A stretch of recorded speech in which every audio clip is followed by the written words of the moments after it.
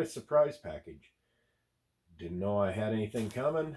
I'm not sure exactly what it is, but we'll find out together. This came from my friend KFW.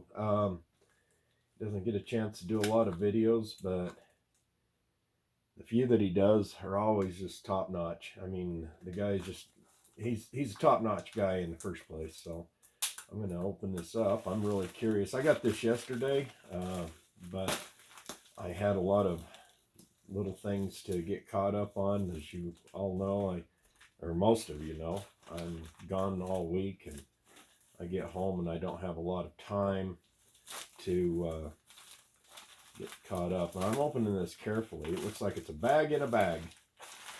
Okay, that's interesting.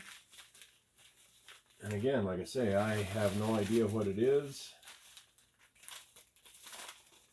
And another bag.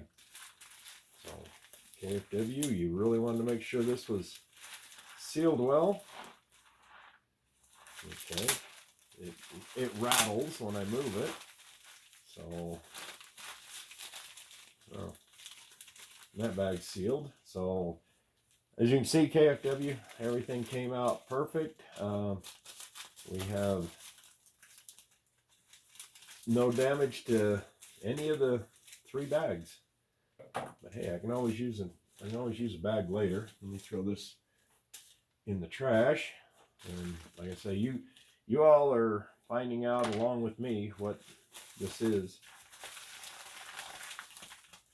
Okay, get a stack here. Beautiful. Arsenal 358 165 powder coated, BHN 13.5, not sized. Now, this kind of information right here is perfect. Any reloader would go off of these figures. I know what 13.5 BHN. Perfect. Thank you, KFW, for putting that in there. Then I don't have to waste a bullet to test it. It's an Arsenal mold, 358 165. It's a pointed flat point. These, as most of you know, these will work perfect in my Henry 357, my big boy X. Need a flat point. I just casted up a bunch of 125 grain flat points. In fact, here's some right here. So the 125 grain up against the, I suspect it's 165. Now if you look where the crimp groove is, these are pretty close, so they should chamber perfect. These 125s, I got these, I got some from my friend Gramps. He's over on Discord. He sent me a bunch of bullets this past early part of the year. I think it was January, and I shot some of the 125s and they work great. It's a 358 125 RF Lee mold,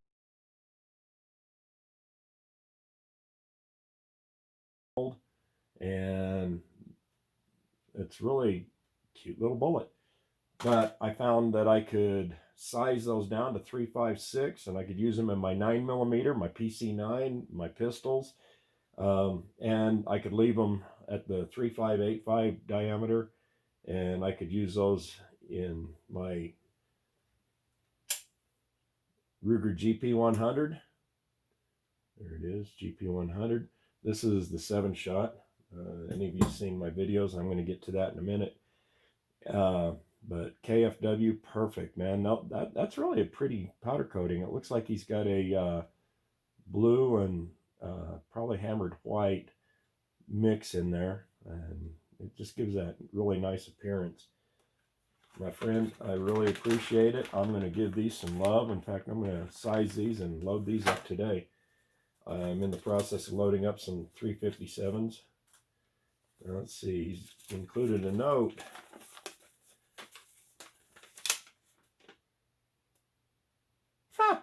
Well, I called that one right. He says, "Hey, Jerry, I wanted to send you some of those Arsenal bullets to try in your Henry X. Hope they work for you. Take care, brother. Buddy, KFW. I'm blown away. I didn't expect any bullets, but yes, I think the Henry is going to love these, and we're gonna give these a try. Sorry, I've got a dog upstairs that she's having a conniption. Okay, so thanks again, KFW. I really appreciate this. Give me a minute, and I'm going to get all this out of the way, and I had some other things I wanted to talk about.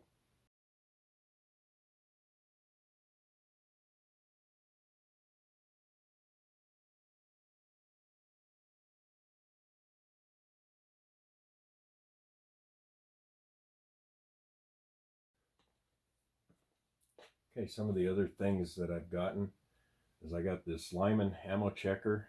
It's for handgun. This has 380 auto, 9mm Luger, 38 Super, 40 Smith & Wesson, 45 Colt, 44 Mag, and 44 Special, 38 357, and 45 ACP. These will tell if your cases are long in a semi-auto, which is always good. I don't normally trim my cases because I found that most of my handgun cartridges don't grow in length like they would with a bottleneck cartridge in my rifles. I plan on getting the rifle checker next. My friend Jesse B Outdoors, he just did a video not too long ago. Go check it out. He's really a good guy, and he and we talk a lot.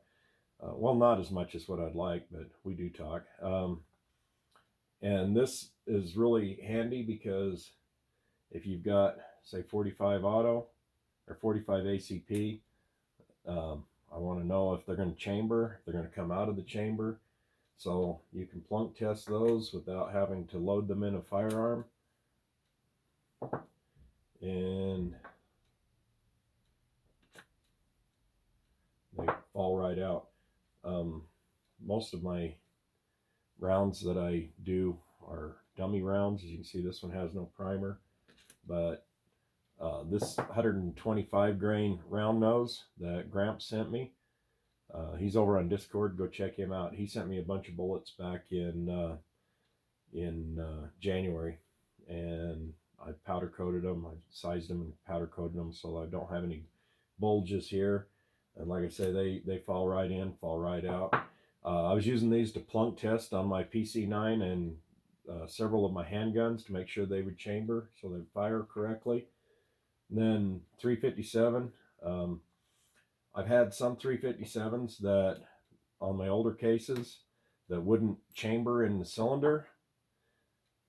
My old dies would develop a bulge right here by the case head because they don't size down all the way because of being a carbide die, and they're flared at the end, so you can only get right to the head anyway.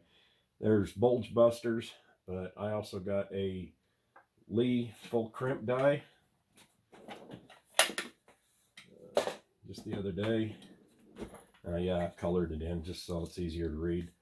I can run those in just like a bulge buster, and they will crimp and size and everything and give you the correct SAMI specs on that. Just a moment here. Sorry, I don't want this to be too long, but before I check them, this is loaded ammo, and I don't normally use loaded ammo in my firearms, but here on my GP100, which by the way, this is a triple K holster. It's hard to find a medium frame 6-inch leather holster, and I like a thumb brake because sometimes, as you may have noticed from my deer hunting video, I fall down hills sometimes and I don't want the pistol to come out. Thumb brake, this is still getting broke in, but GP100 357 7-shot.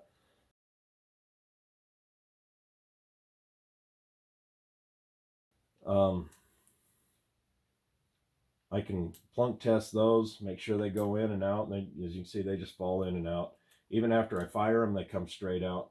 So these are new star lines, so I don't have to worry too much about those, but on my older ones, if they stick, I can run them through the full case or full length crimp die, factory crimp die, excuse me. I'm having a heck of a time with my brain today. But I really highly recommend some kind of a ammo checker for your rounds. And I plan on getting, like I said, the rifle version. They make them with individual calibers, and I'll have to get those for a couple of the calibers that I have, because they don't come in the set like this. Another thing I got is the HKS speed loader. This is 587 Alpha.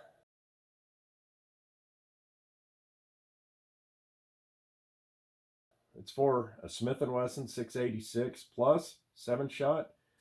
They don't list the Ruger GP100, but I can assure you that this works with the GP100. Hold the cylinder from, they drop right in, come right out. Now, one thing about the 7-shot pistols, I'll just throw a couple of these in just so you see.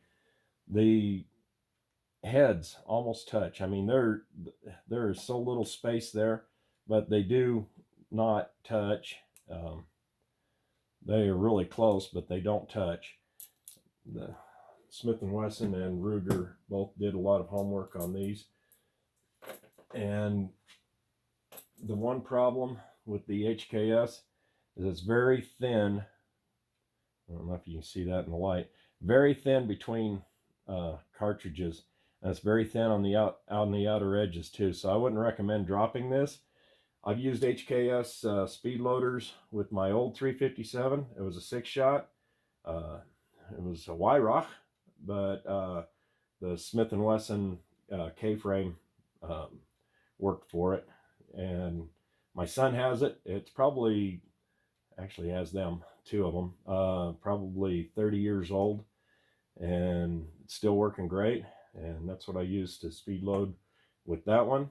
So if you have a Ruger GP100 7-shot, you can get the HKS 587 Alpha.